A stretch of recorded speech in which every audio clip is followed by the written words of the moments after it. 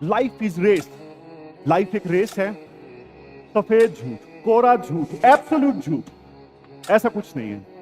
कुछ लोगों को ना ये भ्रम होता है कि मैं इस कॉलेज से हूं, मेरा कॉलेज ज्यादा अच्छा नहीं है, मेरी डिग्री में ज्यादा मार्क्स अच्छे नहीं है, मैं एक एवरेज स्टूडेंट रहा हूं। आपकी सक्सेस जर्नी का भागीदार बनने का हमारा पूरा पूरा इरादा है। समझ गए?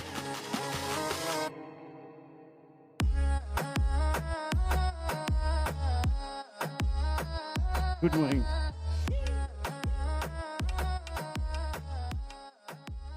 ये सीन देखो ध्यान से। आप सबने ये सीन देखा होगा अच्छे ढंग से। क्या होता है इस सीन में? वीरू सहस्त्रबुद्धे यानी वायरस। कॉलेज का सेशन स्टार्ट होने से पहले वो आते हैं और क्या होता है? Life is race. लाइफ एक रेस है। कोयल अपने अंडे दूसरों के घोंसले में देती है और कोयल के बच्चे जब अंडे से निकलते हैं ना, वो अंडों को गिरा देते हैं नीचे। Competition over. ऐसा था इस सीन में। कोटा फैक्ट्री याद है आपको? कोटा फैक्ट्री में क्या था? अपने आसपास जो भी एस्पायरेंट है एक बार उनका चेहरा देख लीजिए, देख लीजिए। यही सीन था ना। आपका कंपटीशन किनसे है? इन्हीं से है। सफेद झूठ, कोरा झूठ, एब्सोल्यूट झूठ, ऐसा कुछ नहीं है। अगर देखो आपका कंपटीशन किसी से है ना, वो आप खुद हो। वो आप खुद हो। कैसे? आपको जीतना है तो अपने आप से जीतना है, सेल्फ इंप्रूवमेंट से। आज अगर आपने 8 घंटे पढ़ाई की है तो कोशिश होनी चाहिए कल 8 घंटे 1 मिनट में पढ़ाई करूं। आज आपके टेस्ट में अगर 10 मार्क्स आए हैं तो कोशिश होनी चाहिए कल मेरे टेस्ट में 15 मार्क्स आए। आज अगर कंसंट्रेशन में थोड़ी सी कमी रह गई है तो कोशिश होनी चाहिए कल तो मैं बिल्कुल बुक में आंखें गड़ा दूंगा। भूकंप आए तब भी नहीं लूंगा। भूकंप आए तो हिलना है ऐसा नहीं करना है। ठीक है? तो डेली देखो इसी प्रकार से सेल्फ इंप्रूवमेंट आप करते जाओगे, सेल्फ इवेल्युएशन आप करते जाओगे। कोई नहीं रोक सकता आपको, कोई फर्क नहीं पड़ता। कुछ लोगों को ना ये भ्रम होता है कि मैं इस कॉलेज से हूं, मेरा कॉलेज ज्यादा अच्छा नहीं है, मेरी डिग्री में ज्यादा मार्क्स अच्छे नहीं है, मैं एक एवरेज स्टूडेंट रहा हूं। अनेकों तरह के डाउट्स बच्चों के मन में आते हैं। कोई फर्क नहीं पड़ता। यूपीएससी सबको इक्वल ट्रीट करती है। मैटर करती है एक चीज, क्या? हार्डवर्क। और दूसरा कंसिस्टेंसी। तीसरा सेल्फ इवेल्युएशन। डेली की डेली हार्डवर्क करोगे, कंसिस्टेंटली करोगे, अपने आप को सेल्फ इवेल्युएट करते जाओगे, आपको कोई रोक सकता ही नहीं है। समझ गए? तो हम सेशन स्टार्ट करते हैं। देखो इस सेशन की आउटलाइन क्या होने वाली है। सबसे पहले approach to clear exam in first attempt. तब पूछते हैं कि फर्स्ट अटेम्प्ट में एग्जाम को क्लियर करना है। कोई बोलता है कि मुझे सर सेकंड अटेम्प्ट में क्लियर करना है, थर्ड अटेम्प्ट में क्लियर करना है, तो क्या स्ट्रेटेजी होनी चाहिए? उसके बाद फ्रिक्वेंटली आस्क्ड क्वेश्चंस। मतलब जब बच्चे तैयारी स्टार्ट करते हैं उनके मन में बहुत सारे डाउट्स आते हैं, जैसे एनसीईआरटी पढ़े ना पढ़े, करंट को कैसे कवर करें। जो सबसे ज्यादा फ्रिक्वेंटली आस्क्ड क्वेश्चंस है ना, वो हम इस सेक्शन में कवर करेंगे। और वैसे देखो डाउट्स आपके आते रहेंगे तैयारी के दौरान। डेडिकेटेड मेंटरशिप है। इस कोर्स के फीचर्स बहुत जबरदस्त हैं, आप सबको शायद पहले बताए भी गए होंगे। आज फिर से सीएम सर आपको बताएंगे जो फीचर्स है ना वो कैसे अब इंप्लीमेंट होने वाले हैं। कहां पे आप मेंटर की हेल्प ले सकते हो, क्लास से बाहर, लाइब्रेरी में 24 घंटे मेंटर आपके साथ रहेगा। जबरदस्त इन्वायरमेंट आपको मिलेगा। उसके बाद आवर एक्सपेक्टेशंस फ्रॉम यू। हमारी क्या एक्सपेक्टेशंस हैं आपसे? एक्सपेक्टेशंस देखो दो तरफा होती हैं। हमारी भी कुछ एक्सपेक्टेशंस हैं। आपकी सक्सेस में हम भागीदार बनेंगे, लेकिन आपको हमारे साथ चलना होगा। ठीक है? उसके बाद आपको इस कोर्स में क्या मिलने वाला है, कैसे मिलने वाला है, किस फॉर्म में मिलने वाला है। जैसे बोला गया आपको माइंड मैप मिलेंगे, मेंटर्स मिलेंगे, टेस्ट होंगे, डेली प्रैक्टिस होगी, क्लास में टीचर के सामने आप प्रैक्टिस करोगे, मेंटर्स के सामने। वो सब चीजें कैसे इंप्लीमेंट होंगी, अब उसकी बारी है। उसके बाद डाउट सेशन। आपके मन में और कोई भी डाउट हो वो आप बेझिझक पूछ सकते हो सकता है कि आज सारे डाउट आपके ना भी कवर हों तो भी मैंने आपको बताया कभी भी आप मेंटर को, टीचर्स को अप्रोच कर सकते हो, मुझे अप्रोच कर सकते हो। डाउट आपके दूर होने चाहिए, कोई हिचकिचाहट मन में नहीं रहनी चाहिए। उसके बाद पॉलिटी का ओरिएंटेशन, मतलब straightforward to business. Time बहुत कम है, मतलब आपको लग रहा है कि 1 साल बचा है, इस बार का प्री 28 मई को है, लेकिन कैसे ये टाइम बीत जाएगा बिल्कुल पता ही नहीं लगेगा। टाइम वेस्ट बिल्कुल नहीं करते। तो स्टार्ट करते हैं सेशन। मुझे आप एक बात बताइए, पैटर्न आप सबको पता है एग्जाम का, क्योंकि देखो आपने तैयारी स्टार्ट की। मैंने 21 तारीख वाले सेशन में भी बोला था, तैयारी स्टार्ट करने का जो डिसीजन है वो देखो सिंपल डिसीजन नहीं है। मैं डैम श्योर हूं कि आप सबने सोच समझ के ये डिसीजन लिया है। आपको पता है चैलेंजेस आएंगे, तो आपने रिसर्च की होगी। पैटर्न आप सबको पता है एग्जाम पैटर्न। प्री में कितने पेपर्स होते हैं बताइए? 2 पेपर, जीएस पेपर 1 और जीएस पेपर 2। दोनों 2 घंटे के पेपर होते हैं। और जो सी सेट है वो कंपलसरी, मतलब क्वालिफाइंग नेचर का है। सिर्फ 33% आपको लेने हैं इसमें मार्क्स। पहले ये कंपलसरी हुआ करता था, इसके मार्क्स जुड़े करते थे, लेकिन 2015 के बाद इसे क्वालिफाइंग कर दिया गया। और जीएस पेपर 1 में हिस्ट्री, ज्योग्राफी सब कुछ आता है। मतलब एक बात आपने सुनी होगी कि everything under sun is part of UPSC syllabus. मानते हो इस चीज को? झूठ। नहीं, ऐसा नहीं है। यूपीएससी का एक स्पेसिफिक सिलेबस है। आप मुझे एक बात बताइए, तैमूर की फोटो खींची गई, क्या ये यूपीएससी का पार्ट है? आज 7 लोग मारे गए, मतलब एक्सीडेंट में, लेकिन क्या वो सिलेबस का पार्ट है? बहुत बड़ा झूठ है कि सब कुछ मतलब सिलेबस का पार्ट है। इसी से जो स्टूडेंट्स हैं वो डिस्ट्रैक्ट हो जाते हैं, न्यूज़पेपर को ठीक से नहीं पढ़ते, बहुत सारा अपना टाइम वेस्ट कर देते हैं। देखो, स्टूडेंट्स सबसे ज्यादा जो अपना टाइम वेस्ट करते हैं वो है लैक ऑफ गाइडेंस के अभाव में। मुझे आज भी याद है, एक दिन मैंने अपनी एडिटोरियल डिस्कशन में भी बताया था, लाइब्रेरी में एक बच्चा मेरे पास आया। उसने मेरे से पूछा कि भैया आप एक बात बताइए, ये बुक पढ़नी चाहिए कि नहीं पढ़नी चाहिए? बिपिन चंद्रा की बुक थी, मोटी सी।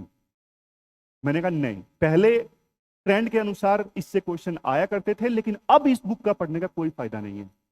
ये जवाब सुन के ना उस बच्चे के आंखों में ना आंसू आ गए। क्या भैया, मैं 1 महीने से ये बुक पढ़ रहा हूं, मेरा सारा टाइम वेस्ट हो गया, मुझे किसी ने सजेस्ट किया कि ये बुक पढ़ लो। कभी मत करना ये चीज। मतलब यहाँ पे एक स्ट्रेटेजी आपको दी जाएगी, आप विश्वास रखिए अपने आप पे, स्ट्रेटेजी पे विश्वास रखिए। लास्ट में एक्सपेक्टेशन में मैं ये चीज आपको फिर से बताऊंगा, वल्नरेबल मत होइएगा तैयारी के दौरान, बिल्कुल भी अपने आप पे विश्वास रखिए। मेंस में ये है, 9 पेपर्स होते हैं, 2 सिर्फ आपको क्लियर करने हैं। ये लैंग्वेज वाले जो पेपर्स हैं, एक आपको कोई भी अपनी 8th शेड्यूल में जो लैंग्वेजेस दी गई हैं उनमें से एक चूज करना होता है, जैसे हिंदी, मराठी, तमिल, तेलुगु, कोई भी हो सकता है, एक इंग्लिश। उसके बाद में ये इनके बेस पे मेरिट बनती है। बाकी जो 7 पेपर्स हैं, ऐसे GS paper 1, GS paper 2, 3, 4, optional 1, optional 2, इन 7 पेपर्स में जो आपके मार्क्स आते हैं उनका टोटल करके आपको इंटरव्यू की कॉल आती है। प्री के जो मार्क्स हैं वो सिर्फ कट ऑफ क्लियर करने के लिए हैं, ताकि आप मेंस लिस्ट को, फाइनल जो मेरिट होती है उसमें प्री के मार्क्स नहीं ऐड होते। ठीक है, क्लियर है इतना?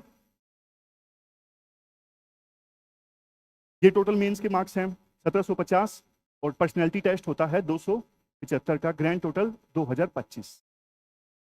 ठीक है, इतना क्लियर है? यस और नो? एनर्जी लाओ यार, थोड़ा पहला दिन है, जोश लाओ पूरा।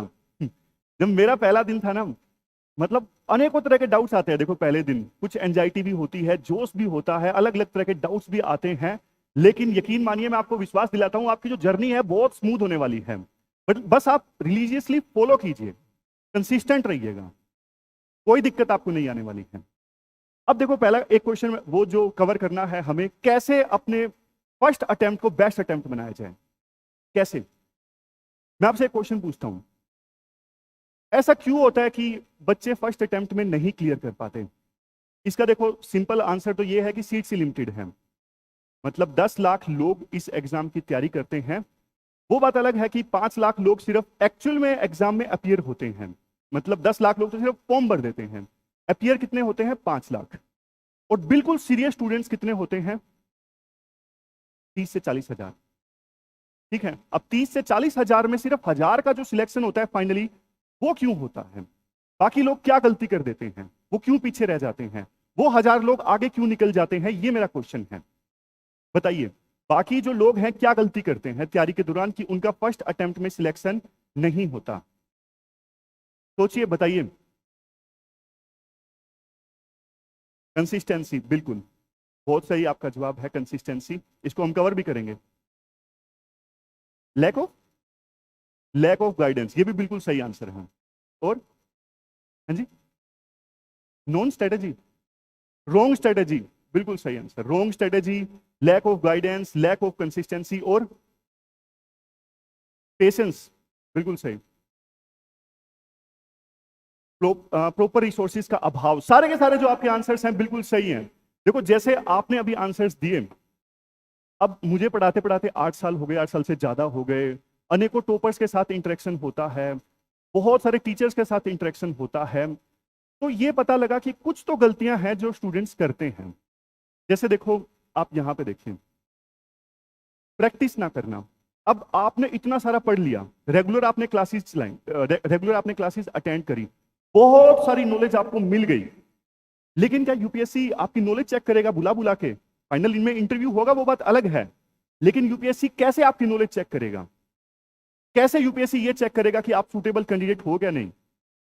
अभी हमने डिस्कस किया, प्री और मेंस का पेपर होगा, उसके बेस पे यूपीएससी जज करेगा ना।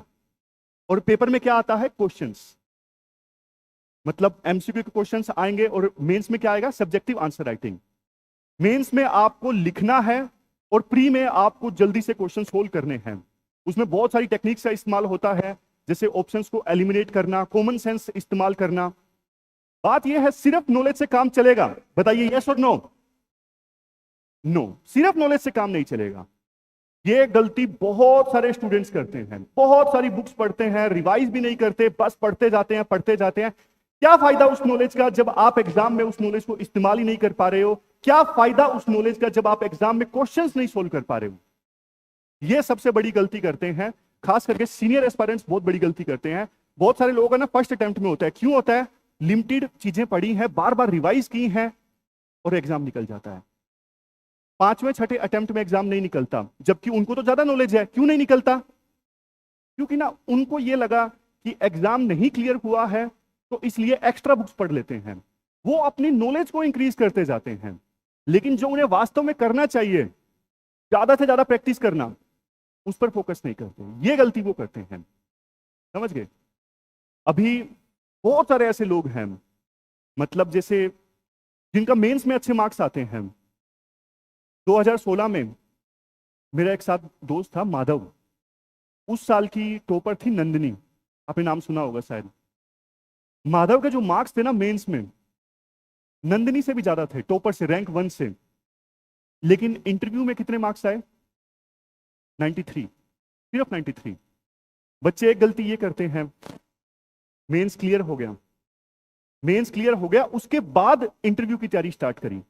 आप एक बात बताइए, पर्सनैलिटी बिल्ड होने में कितना टाइम लगता है? 1 महीने में पर्सनैलिटी बिल्ड होती है? लेकिन बच्चे बहुत गलती करते हैं, मतलब कि मेंस में अच्छे मार्क्स ले लिए, हालांकि बाद में मार्क्स रिलीज होते हैं, लेकिन उसके बाद हॉबी खोजनी स्टार्ट की। डिटेल्ड एप्लीकेशन फॉर्म भरना है, हॉबी क्या लिखूं? उस समय ऐसी हॉबी याद आती है रीडिंग, क्योंकि आप हॉबी कोई बनाई नहीं आपने, तो क्या लिखना? और देखो, जो थॉट प्रोसेस है ना, वो एक दिन में नहीं बनता है, टाइम लग जाता है, पूरा 1 साल, मतलब लंबा समय लग जाता है पर्सनैलिटी बिल्ड होने में। और अगर आपने अपनी पर्सनैलिटी पे ध्यान नहीं दिया ना, तो इंटरव्यू में आपकी ट्रू पर्सनैलिटी सामने आएगी, कोई ना कोई ऐसी बात आपके मुंह से निकल जाएगी तो उनको ठीक नहीं लगेगी। यही हुआ माधव के साथ में, जिसके इंटरव्यू में 93 मार्क्स आए थे।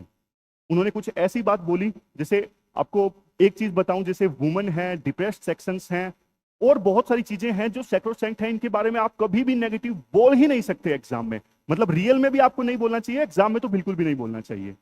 लेकिन आपकी पर्सनैलिटी में अगर कोई चीज रह गई है तो वहां पे वो इंटरव्यू में निकल जाएगी। तो पर्सनैलिटी जो आपको बिल्ड करनी है ना इंटरव्यू के लिए, वो वीक 1 से स्टार्ट होनी चाहिए, समझ गए? इन सारी चीजों का ध्यान दिया गया है कोर्स में। अभी आप एक बार देखिए क्या गलती बच्चे करते हैं। बहुत सारी चीजें पढ़ ली लेकिन रिवाइज नहीं की। आपने अपने सीनियर से बात की होगी तो एक चीज वो बोलते हैं कि लास्ट में यार मैं कंसोलिडेट नहीं कर पाया हूं, पढ़ा तो मैंने बहुत है, अलग अलग सोर्सेज से मैंने पढ़ लिया है, क्या काम आया जब आप लास्ट में उसको रिवाइज ही नहीं कर सके, आप उसको यूज ही नहीं कर सके। लिमिटेड सोर्स पढ़ो, बार बार पढ़ो, टाइमली रिवाइज करो, तभी उस चीज का फायदा है। उसके बाद lack of guidance and mentorship, मैंने बताया आपको, गलत बुक्स पढ़ लेना, सेल्फ इवेल्युएशन ना करना, यही नहीं पता कि पढ़ना क्या है, न्यूज़पेपर में 3-4 घंटे लगा देने, समझ गए? ये गलतियां बच्चे करते हैं, जिस वजह से पहला अटेम्प्ट तो वैसे ही निकल जाता है। मतलब पता ही नहीं लगता कि कैसे निकल गया, अनगाइडेड मिसाइल की तरह। एनर्जी बहुत थी लेकिन एनर्जी गाइडेड नहीं, समझ गए? ऐसे टाइम वेस्ट होता है। लैक ऑफ सेल्फ इवेल्युएशन, आप तैयारी कर रहे हो, डेली कर रहे हो, 12 घंटे पढ़ रहे हो, लेकिन एक बात बताओ, आप अपने आप को इवेल्युएट ही नहीं कर रहे। यूपीएससी का सिलेबस, यूपीएससी के पीवाईक्यू, ये क्या है? ये कंपास की तरह है जो आपको पुश करेंगे हमेशा अपने आप को इवेल्युएट करने के लिए कि मैं कितना करीब आया हूं एग्जाम क्लियर करने के लिए। आपने आज लक्ष्मीकांत के 2 चैप्टर्स पढ़े, आप पीवाईक्यू में देखिए कि मतलब जो मैंने पढ़ा है वो पूरा हो रहा है कि नहीं हो रहा है, क्वेश्चन सोल्व हो रहे हैं कि नहीं हो रहे हैं। अगर नहीं हो रहे हैं तो जल्दी से मेंटर के पास आइए और बताइए कि सर मैंने ये नोट्स पढ़े हैं और लेकिन क्वेश्चंस मेरे नहीं सोल्व हुए। समझ गए? सेल्फ इवेल्युएशन बहुत ज्यादा जरूरी है, सबसे बड़ी की है सेल्फ इवेल्युएशन। तो ये सारी गलतियां बच्चे करते हैं, ऐसी देखो अनेकों गलतियां बच्चे करते हैं। तो बहुत सारी रिसर्च के बाद, बहुत सारे स्टूडेंट से बात करने के बाद ही हमने ये कोर्स डिजाइन किया कि ये गलतियां बच्चे कर ही ना सकें। मतलब आपका जो पहला अटेम्प्ट होगा बेस्ट अटेम्प्ट होगा और इसको बेस्ट अटेम्प्ट बनाने की जिम्मेदारी हमारी है। जब तक आप ये कोर्स कंप्लीट करोगे ना, कोर्स के फीचर्स अभी आपको पता है, नहीं तो शिवम सर बताएंगे। जब तक आप ये कोर्स कंप्लीट करोगे ना, हजारों क्वेश्चंस की प्रैक्टिस आप क्लास में कर चुके होंगे, आपकी मल्टीपल टाइम्स रिवीजन हो चुकी होगी। वीक 1 से आपकी जो पर्सनैलिटी है वो बिल्ड होना स्टार्ट हो जाएगी। मेंटर्स तो 24 घंटे आपके साथ रहेंगे, लाइब्रेरी में भी रहेंगे, क्लास के बाहर भी रहेंगे। सेल्फ इवेल्युएशन बच्चे नहीं करते। हर हफ्ते आपकी परफॉर्मेंस शीट बनेगी जिसमें आप उस परफॉर्मेंस शीट को लेके मेंटर के साथ बैठोगे कि यहाँ पे गलती हो रही है, ये सेक्शन में इंप्रूव नहीं कर पा रहा हूँ। बच्चे कई बार गलत ऑप्शनल चूज कर लेते हैं। यहाँ पे आप अपनी पर्सनलाइज्ड गाइडेंस हासिल कर सकते हो कि मैं 2 ऑप्शंस में कंफ्यूज हो रहा हूँ, सोशियोलॉजी या पॉलिटिकल साइंस। मेंटर आपसे पूरी बात सुन के बताएगा कि कौन सा ऑप्शनल आपको चूज करना चाहिए। मतलब देखो, बहुत मतलब जेन्युइन कोशिश है कि जो भी गलतियां बच्चे फेस करते हैं ना, वो सारी गलतियां बच्चे फेस ना करें। उसी प्रकार से इस कोर्स को डिजाइन किया गया है। मतलब आपकी सक्सेस जर्नी का भागीदार बनने का हमारा पूरा पूरा इरादा है। समझ गए? बोलिए यस और नो। अब आए ना मजा? तो देखो ये है, अभी तक हमने ये देखा कि कैसे पहले अटेम्प्ट में एग्जाम को क्लियर करना है। बस आपको रिलीजियसली हमारे साथ चलना है, डेली कंसिस्टेंट रहना है। ये बात देखो सच है, आपने कंसिस्टेंसी की बात बोली, सारे दिन एक जैसे नहीं होते। चैलेंजेस आएंगे, सबके साथ आते हैं।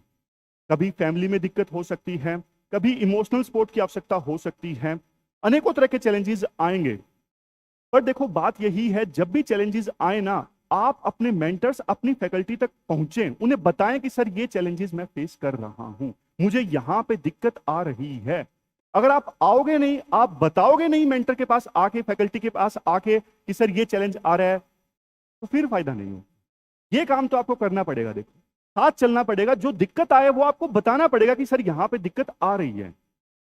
हम भी पूछेंगे टाइम टू टाइम, बताइए कोई दिक्कत आ रही है क्या, लेकिन आप बेझिझक, आपका जो मेंटर है, आपके जो टीचर्स हैं, वो आपके फ्रेंड, फिलोसफर, गाइड हैं, बेझिझक उनके तक पहुंचिए। कोई पर्सनल प्रॉब्लम है तो वो भी शेयर कीजिए।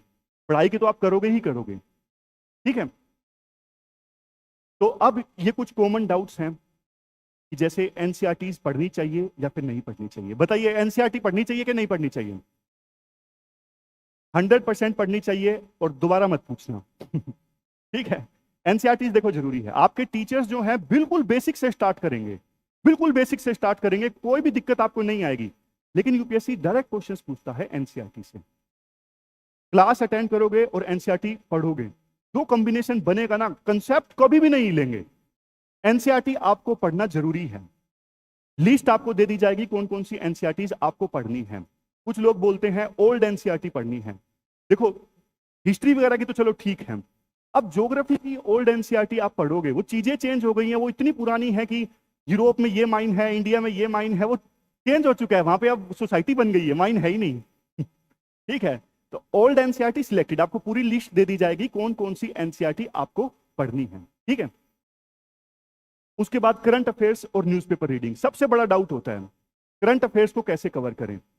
सबसे बड़ी गलती बच्चे ये करते हैं, 4-4 घंटे करंट अफेयर में लगाना, ये सोच के कि करंट से ही सारा पेपर आएगा। देखो, यूपीएससी करंट से पूछती है, ये बात सच है, लेकिन स्टैटिक पूछती है करंट से रिलेट करके। तो न्यूज़पेपर पढ़ना चाहिए या नहीं पढ़ना चाहिए? न्यूज़पेपर पढ़ना है आपको, लेकिन स्ट्रेटेजिकली पढ़ना है। स्ट्रेटेजिकली कैसे पढ़ना है मैं बताता हूं। देखो, वैसे आप लोग ओनली आईएएस के चैनल पे एडिटोरियल डिस्कशन और प्रीलिम बूस्टर आता है, मतलब बिल्कुल बेसिक से वो कवर होता है, करंट अफेयर आपके कवर हो जाएंगे। लेकिन यहां पे आपको इस कोर्स में वीकली करंट अफेयर की क्लास मिलेगी, उससे काइंड ऑफ रिवाइज हो जाएगा आपका, ठीक है। वहां से तो आपका करंट अफेयर हो ही जाएगा यूट्यूब से जो डेली वीडियोस आती हैं, लेकिन इसके अलावा भी वीकली करंट अफेयर की क्लासेस होंगी, जिससे आपका पूरा का पूरा जो करंट अफेयर है वो रिवाइज हो जाएगा। इसके अलावा आपको नोट्स भी मिलेंगे, नोट्स आपको मिलेंगे, वो आपको पढ़ने हैं। अब कुछ बच्चों का ये डाउट होता है कि नोट्स बनाने चाहिए या नहीं बनाने चाहिए। नहीं बनाने चाहिए, उसका भी रीजन है। देखो, ओनली आईएएस की टीम में जो नोट्स बनाते हैं, अब वो ऐसे लोग हैं जिन्होंने ऑलरेडी बहुत बार मेंस दिया है, जिन्होंने इंटरव्यू दिया है, उनकी ज्यादा एक्सपर्टीज है नोट्स बनाने में। तो वो नोट्स बना रहे हैं, आप उसमें क्यों मेहनत करोगे? मतलब ये वही चीज है ना, जो चीज ऑलरेडी इन्वेंट हो चुकी है, ऑलरेडी मार्केट में आ चुकी है, बल्ब का आविष्कार हो चुका है, दोबारा से आप बल्ब क्यों बनाओगे? मतलब उन्होंने बेस्ट नोट्स आपको दिए हैं, दोबारा से आप उसमें टाइम इन्वेस्ट करोगे, उसका फायदा नहीं है। और ओनली आईएएस के नोट्स तो आपको पता है, रैंक 10 में, मतलब अंडर रैंक 10 अनेकों टॉपर्स ने ओनली आईएएस के नोट्स को रेकमेंड किया है। One of the best notes in the market only IAS के। इसलिए आपको न्यूज़पेपर से नोट्स बनाने की जरूरत नहीं है, लेकिन कुछ चीजें आप नोट कीजिए। क्या नोट कीजिए? जैसे देखो, आप इंटरव्यू दोगे, इंटरव्यू में यूपीएससी डिटेल्ड एप्लीकेशन फॉर्म भरवाएगी। अब उसमें आपको ना अपना कॉलेज भरना है, आपका कॉलेज क्या है, ग्रेजुएशन आपने किससे की, आप कहां से हो, ये सारी चीजें आपको बतानी होती हैं। अब देखो, ये सब जो चीजें हैं ना, यूनिक है हर किसी की। अब यूपीएससी इंटरव्यू में पूछेगा आपके कॉलेज के बारे में, आपके शहर के बारे में, इसके नोट्स डिटेल्ड में और कोई नहीं बना सकता, सिर्फ आपको बनाने होंगे। आपकी प्रोफाइल आपको बनानी स्टार्ट कर देनी है। और न्यूज़पेपर पढ़ने का एक फायदा ये होगा, सीसेट में वो यूपीएससी बड़े बड़े कॉम्प्रिहेंशन पैसेज पूछती है, मतलब 2 घंटे में उनको जल्दी जल्दी पढ़ना मुश्किल हो जाता है। लेकिन न्यूज़पेपर आप पढ़ोगे तो आदत पड़ जाएगी, समझ गए? मतलब धीरे धीरे लंबा पैसेज पढ़ना, बिल्कुल जल्दी से उसको समझना, वो आदत आपको पड़ जाएगी। सीसेट में फिर वो गलती हो जाती है, बच्चे गलती कर देते हैं। जीएस में मार्क्स बहुत अच्छे 130, लेकिन सीसेट क्लियर नहीं हो रहा है, वो गलती नहीं होगी, ठीक है। न्यूज़पेपर पढ़ना है, स्ट्रेटेजिकली पढ़ना है। आप अपनी प्रोफाइल तैयार कीजिए, जिससे भी आपकी ग्रेजुएशन है, अपना शहर है, वो सारी चीजें आपकी प्रोफाइल से रिलेटेड है, वो नोट डाउन कीजिए। कुछ एक्स्ट्रा केस स्टडी आपको मिल रही है वैल्यू एडिशन के लिए, उसे आप नोट डाउन कीजिए कि ये केस स्टडी मैं आंसर में यूज कर सकता हूं, इससे मैं अपना आंसर यूनिक बना सकता हूं। जो आर्टिकल्स होते हैं उनसे कुछ आइडियाज लिखने हैं कि ये राइटर कैसे लिख रहा है, मुझे भी ये राइटिंग स्टाइल थोड़ा थोड़ा ये मैं अपना सकता हूं अपनी राइटिंग में।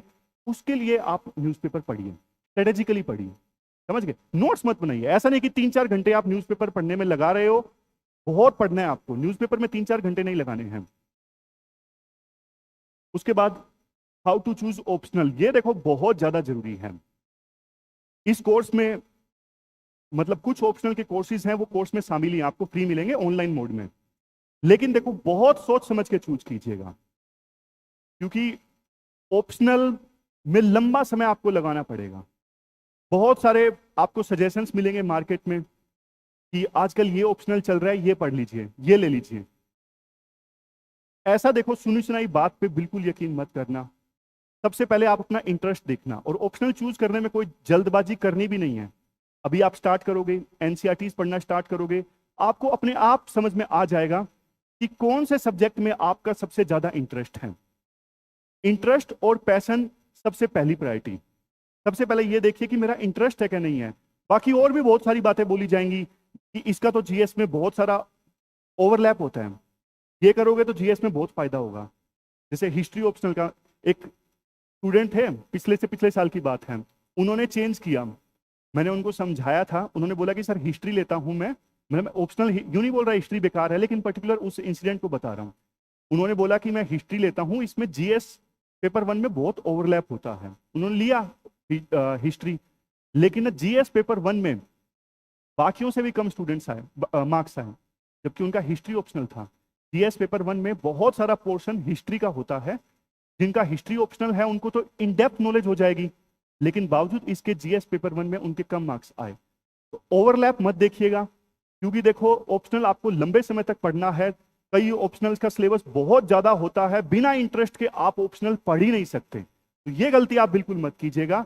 आप पर्सनलाइज्ड सपोर्ट लीजिएगा। जहां आपको दिक्कत लगे ना कि 2 ऑप्शनल में मुझे दिक्कत आ रही है, 3 ऑप्शनल में मुझे दिक्कत आ रही है, तुरंत मेंटर के पास पहुंचो कि सर मुझे ये ऑप्शनल में दिक्कत आ रही है, आप बताइए मैं कौन सा लूं, मेरा इंटरेस्ट इसमें भी है, इसमें भी है, आप बताइए ऐसी सिचुएशन में मैं क्या कर सकता हूं।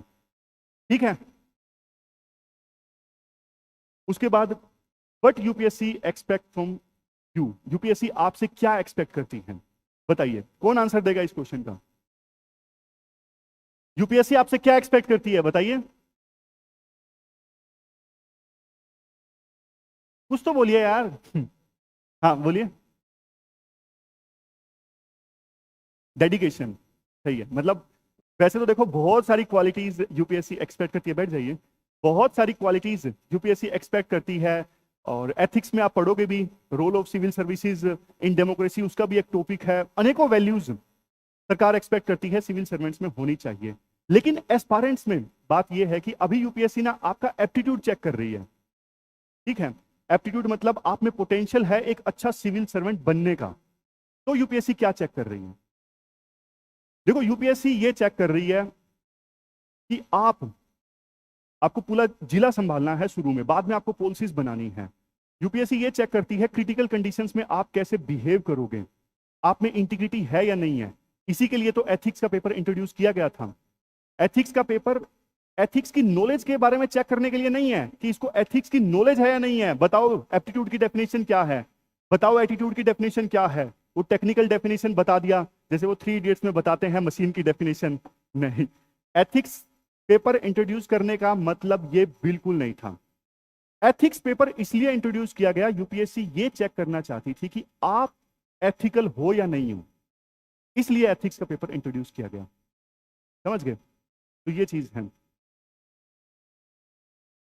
अब देखो हमारी क्या एक्सपेक्टेशंस हैं आपसे।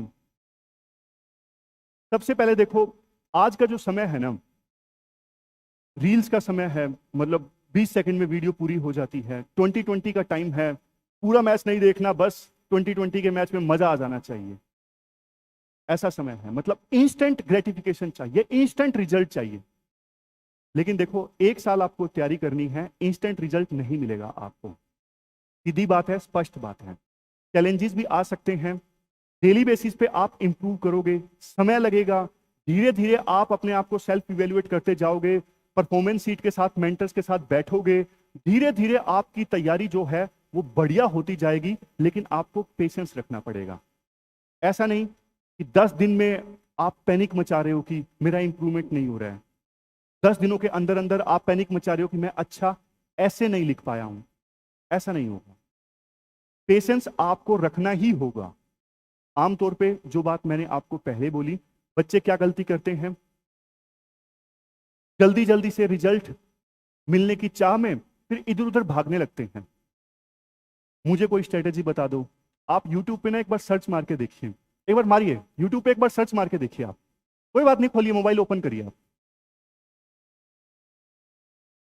एक सर्च मार के देखिए कि स्ट्रेटेजी टू क्लियर यूपीएससी। देखो कितने रिजल्ट सामने आएंगे। स्ट्रेटेजी टू क्लियर यूपीएससी,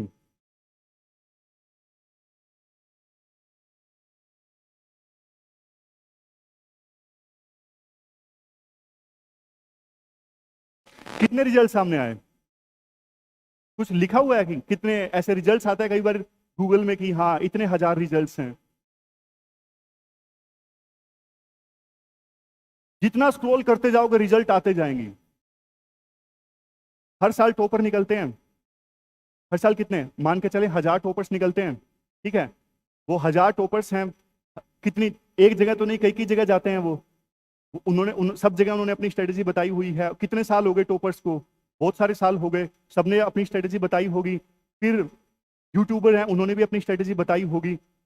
हजारों लाखों स्ट्रेटेजीज आपको मिलेगी, लेकिन पेशेंस रखना है, अपने आप पे विश्वास रखना है, पैनिक नहीं मचाना है कि मुझे कोई स्ट्रेटेजी बता दो, ये चीज इंप्रूव नहीं हो रही है। समय लगेगा, चीजें इंप्रूव होंगी आपकी 100%। ठीक है, इसके बाद देखो सबसे लास्ट में हम्बल रहना है। कभी ना ये चीज मत आने देना अपने दिमाग में कि अब तो मैं सीख चुका हूं, मुझे मेरे मेंटर से ज्यादा आता है, मेरे मेंटर को नहीं आता, मेरे टीचर को ज्यादा नहीं पता। कभी मत आने देना ये सेंस। हमेशा हम्बल रहना सीखने के लिए। मैं बोलता हूं आज भी मैं स्टूडेंट से सीखता हूं और बहुत ज्यादा सीखता हूं। स्टूडेंट मुझे बहुत सारी चीजें सिखाते हैं। तो कभी भी ये एरोगेंस, ये ईगो कभी मत आने देना कि अब तो मुझे पता लग गया है, मेरा मेंटर मुझे क्या बताएगा। अगर इवन ऐसे में आपको 150 155 भी आ रहे हैं ना मॉक में, तो भी मेंटर के पास जाओ, टीचर के पास जाओ, डिस्कस करो कि सर फर्दर इंप्रूवमेंट क्या कर सकते हैं। कभी ये सेंस मत आने देना कि मुझे तो ज्यादा पता है, मैं मेंटर के पास नहीं जाऊंगा, उससे सीखने का कुछ नहीं है। सीखने का हमेशा रहता है। हमेशा रिस्पेक्ट करो अपने टीचर्स की, अपने मेंटर्स की। शुरू से ये बात याद रखो। तो ये 3 चीजें हैं हमारी एक्सपेक्टेशंस है आपसे, बस तीनों चीजें साथ रखना, पूरे कोर्स में हमारे साथ रहना। आपका ये जो अटेम्प्ट है ना, बेस्ट अटेम्प्ट होने वाला है, बेस्ट अटेम्प्ट होने वाला है। देखो ये तो कड़वी सच्चाई है, सीट्स लिमिटेड हैं। मैं ये नहीं बोल सकता कि आप सबका सिलेक्शन होगा, लेकिन मैं इतना जरूर बोल सकता हूं कि आपका ये सबका बेस्ट अटेम्प्ट होगा अगर आप हमारे साथ चलोगे रिलीजियसली। जहां पे भी दिक्कत आए आप आओगे, बताओगे कि सर यहां पे दिक्कत है, वी आर ऑलवेज देयर। कभी भी बेस्ट अटेम्प्ट होगा आपका। आपको ना उस साइकिल में नहीं फंसने देंगे हम बिल्कुल भी। साइकिल कौन सा, दूसरा अटेम्प्ट हो गया, तीसरा अटेम्प्ट हो गया, चौथा अटेम्प्ट हो गया, बस बैठे हैं। सबसे खराब चीज है वो। आपका अगर देखो बेस्ट, ये फर्स्ट अटेम्प्ट आपका बेस्ट अटेम्प्ट होगा ना, सारे छोटे नोट्स आपके तैयार हैं, सारा सिलेबस आपका रटा हुआ है, प्रैक्टिस आपकी हो चुकी है, उसके बाद अनफॉर्चुनेटली आपका नहीं हो पाया किसी कारणवश, समझ गए, तो फिर देखो अगले अटेम्प्ट में ना आपको बिल्कुल समय नहीं लगेगा, क्योंकि सब कुछ तो आपका तैयार है, कंसेप्ट्स आपके तैयार हैं, छोटे नोट्स आपके तैयार हैं। जल्दी से रिवीजन करोगे, कम से कम समय लगेगा। सेकंड अटेम्प्ट में अनफॉर्चुनेटली दिक्कत आई तो फिर आप चाहो जॉब ज्वाइन कर लो सेकंड एंड थर्ड अटेम्प्ट के बाद में, बेशक आप हायर एजुकेशन के लिए चले जाओ, लेकिन तैयारी करते रहो, समझ गए। मतलब ऐसा नहीं आप यहां पे ज्यादा साल खराब कर दो। इसीलिए बोल रहा हूं ये जो अटेम्प्ट है ना आपका सबसे ज्यादा बेस्ट अटेम्प्ट रहेगा, आप मैक्सिमम दीजिए, क्योंकि फर्स्ट अटेम्प्ट में सबसे ज्यादा जोश होता है, सबसे ज्यादा एनर्जी होती है, और ये जोश ये एनर्जी जाया नहीं होनी चाहिए। ठीक है, थोड़ा ये जोश लाओ यार, पहला दिन है। हाँ, फिर से ट्राई करते हैं, बोलो यस सर। हाँ, अब आए ना मजे। तो देखो ये बेसिक ओरिएंटेशन है। अभी जो पूरा सीटीआर मॉडल है, कैसे क्लास में प्रैक्टिस होगी, कैसे एमसीक्यूज की प्रैक्टिस होगी डेली बेसिस पे। आमतौर पे बच्चे देखो ये गलती करते हैं, पूरा साल पढ़ लिया, जब तक 1 साल खत्म हुआ ना याद ही नहीं है। पहला सब्जेक्ट पॉलिटी पढ़ा था, कुछ याद नहीं है। अब 2 महीने बाद प्री है, लेकिन वो फिर अपनी बुक्स देखते हैं कि मैंने क्या पढ़ा था 1 साल पहले।